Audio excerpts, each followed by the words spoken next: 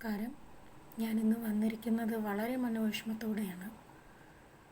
കാരണം നമ്മൾ എന്തിനു വേണ്ടിയിട്ടാണ് ഈ യുദ്ധം, ഈ പറയുന്ന മനുഷ്യരെ നമ്മൾ എന്തിനാണ് ഇങ്ങനെ ഒരുമാതിരി മനോവിഷമം കൊടുത്ത് നമ്മൾ അവരെ കൊല്ലുന്ന എന്തിനു വേണ്ടിയിട്ടാണ്?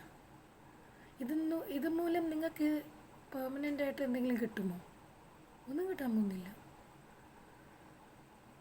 ഏതൊരു രാഷ്ട്രീയ നേതാവായിരുന്നാലും അവർക്ക് അധികാരം കൊടുത്തിരിക്കുന്നത് യുദ്ധം പ്രഖ്യാപിച്ച് യുദ്ധത്തിലൂടെ ജോലികൾ നഷ്ടപ്പെടുത്തി മനുഷ്യരെ കൊല്ലാക്കൊല ചെയ്യുന്ന വിധത്തിലുള്ള പോളിസീസ് കൊണ്ടുവരാനായിട്ട് വേണ്ടിയിട്ടല്ല.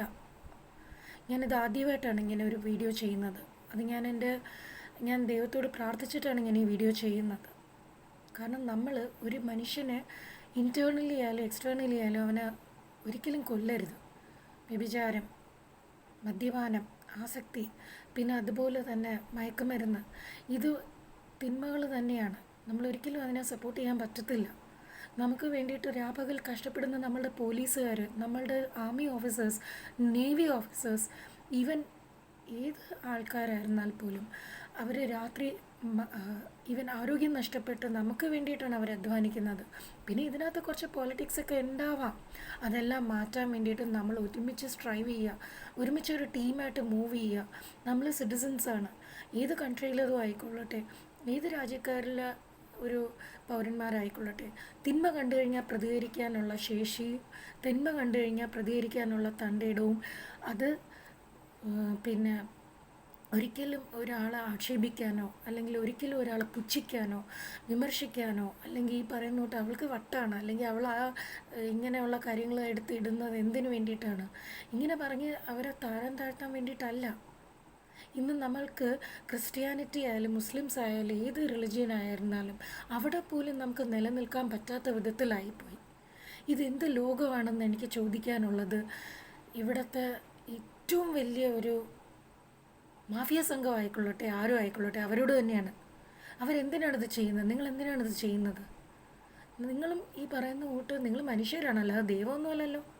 നിങ്ങൾക്ക് നിങ്ങളുടേതായ ഒരു, അതിനെ പറയുന്നത് ഹിന്ദിയിൽ തന്നെ ഘമണ്ടെന്ന് പറയും.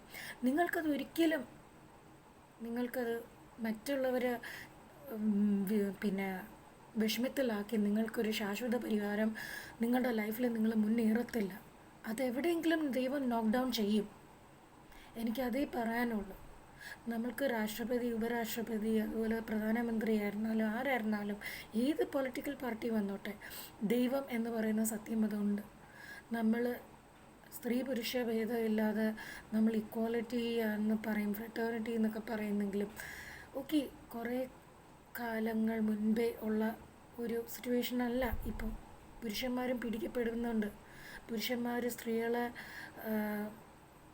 നിന്ന് ഓടി രക്ഷപ്പെടാൻ ശ്രമിക്കുന്നവരുണ്ട്.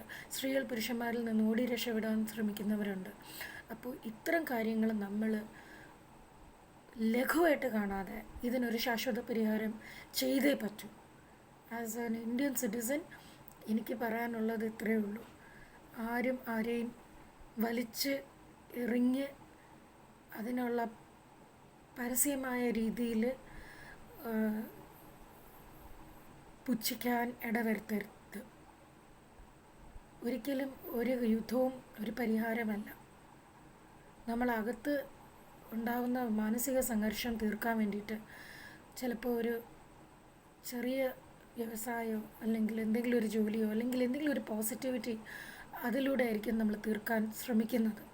അതിൽ കയറി ഡീമോട്ടിവേറ്റ് ചെയ്ത് ഡീമോറലൈസ് ചെയ്ത് ഒരുമാതിരി ഫൂളാക്കരുതെന്ന് മാത്രമേ എനിക്ക് പറയാനുള്ളൂ. അതാരായിരുന്നാൽ പോലും, ഏത് തലപ്പത്തുള്ള ഇൻഫ്ലുവൻഷ്യൽ ആയിരുന്നാൽ പോലും. കാരണം ആ വ്യക്തിയെ പോലും ദൈവം ഉണ്ട്. അതൊരു വലിയ സത്യമാണ്. അത് നമുക്ക് നിഷേധിക്കാൻ പറ്റില്ല. എനിക്ക് ദൈവത്തോട് പ്രാർത്ഥിക്കാൻ ഇത്രയേ ഉള്ളൂ. നമ്മളുടെ ഈ ഒരു സംഘർഷ മേഖല എത്രയും പെട്ടെന്ന് മാറിക്കിട്ടട്ടെ.